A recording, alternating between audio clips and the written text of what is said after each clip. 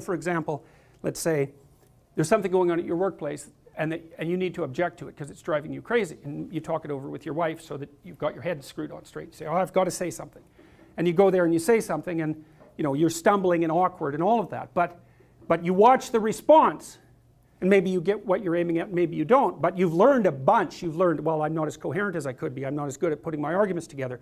My boss is more of a son of a bitch than he thought he was. This is a worse problem than I knew about.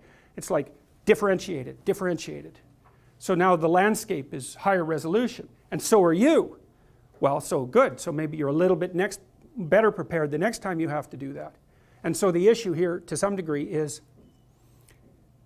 don't lose an opportunity to grapple with something that objects to you, especially when the objection is rather small, because that's something you say, well, I can put up with it. It's like, fair enough, like you don't want to make everything into a war. I usually use a rule of 3. If we're interacting and you do something that I find disruptive, I'll note it.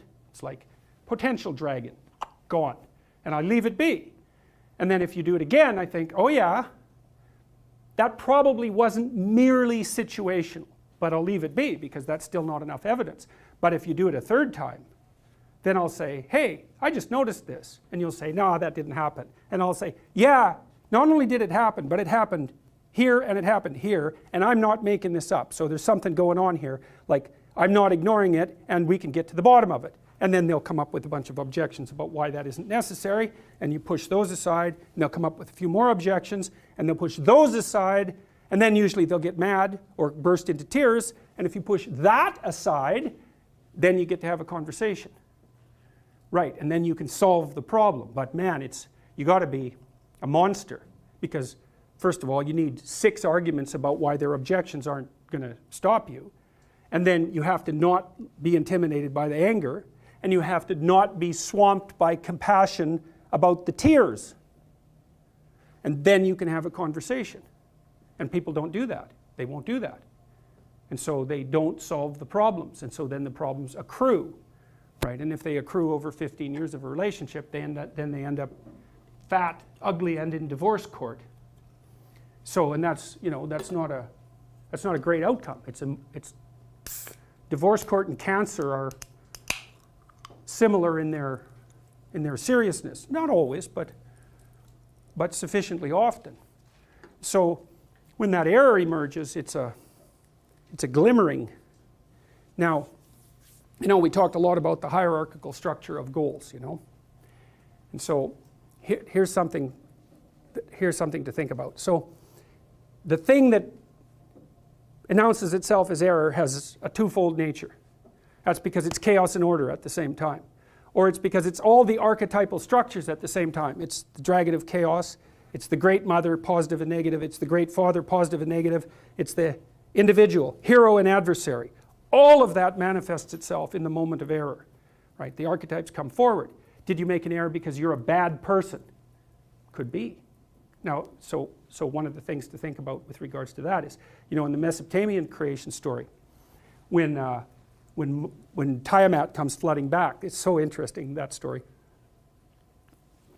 You think about what she does.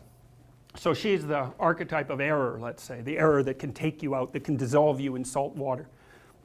Tears. Well, she's irritated because Apsu was destroyed, so the structure is gone. Carelessness has destroyed the structure. Up comes Tiamat. She's not happy.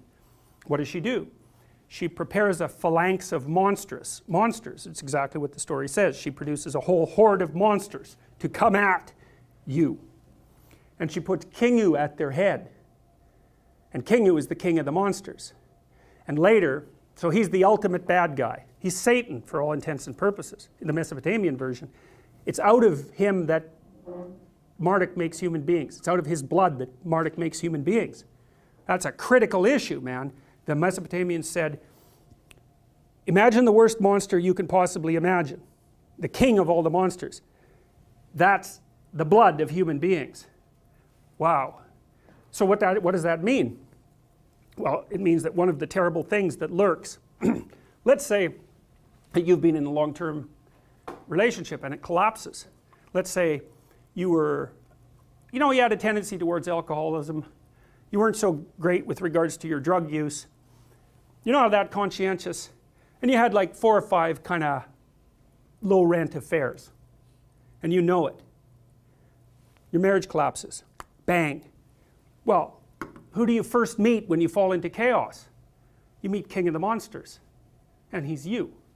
It's like, why did my marriage fall apart? What did I do wrong? Bang, bang, bang, bang, bang. I did all these things wrong. Why? Because that thing inhabits me. What is it? Well, that's the most horrifying question, right? Well, that's why. So down there in the archetypal space, all these things lurk. The hero and the adversary. Well, you've just met the adversary, right? Well, maybe you were a tyrant. That's certainly possible. Maybe everything around you was chaotic. So what do you encounter when things fall apart? You encounter the adversary, you encounter the tyrant, you encounter the catastrophe of nature, and you encounter the dragon of the chaos. And they're all intermingled. You have to sort that out. That's what happens to Ellis when she goes down the rabbit hole, right? She meets the Red Queen. And the Red Queen is always running around. Off with their heads, off with their heads. And she says, in my kingdom you have to run as fast as you can just to stay in the same place. Right? Down the rabbit hole you meet the archetypes. And so, okay, so back to responsibility. Well, one of the things Solzhenitsyn detailed, he said, well, how do societies go corrupt? He said, it's easy. One little sin at a time. You go to work, someone's lording it over you, you know that they're tyrannical, you don't have the wherewithal to stand up. It's like, okay, you're a slave. And so if you continue to agree to be a slave, you will continue to generate tyrants, right? And the only thing that can stop you from doing that, I think, is the right kind of terror. It's like, be careful what you give up. Because, and that's this logos. Okay, so all right, so that's this logos. The logos is the thing that enables you to mediate between order and chaos. And maybe you have to have some faith in that. It's like, well, what should you do if someone is harassing you? Well, you should fight back. Okay, what is that? What's the most effective way to fight back? Well, sometimes it's physical, but that's not necessarily for the best. Maybe it's through articulation. Maybe it's through analysis, right? You want to be sharp. You want to be able to decompose a problem. You want to be able to formulate an argument and a counter response. And maybe you want to be so good at that that people don't mess with you to begin with. And then you're a perfectly articulate counter monster and you never have to take your sword out. That's the place that you want to be. It's like people should know after 3 seconds of interacting with you that harassing you will be a seriously bad idea. And then you'll have a perfectly fine time with them. So, and that's part of, so there's some utility in meeting the devil in the underworld, right? Because maybe he's got something to teach you. That's certainly possible. And one of the things that you can be taught is that your normative morality, which is basically your harmlessness and your naivety masquerading as virtue, is completely insufficient to protect you in the world, especially against the sorts of things that you're talking about, which are tyranny. Tyrants will push until you push back. It's in their nature. They don't have internal controls. So they just push and push and push and push and push and push. Even kids do that. Like little kids do that all the time. They'll just push you until they hit a wall. They're actually quite happy when they hit a wall because the last thing a child wants is a universe without walls. It terrifies them, right? They want to see, well, I'm in a swimming pool. There's an edge. They don't want to see, oh, this isn't a swimming pool. This is an ocean. I'm in the middle of an ocean. I'm going to drown.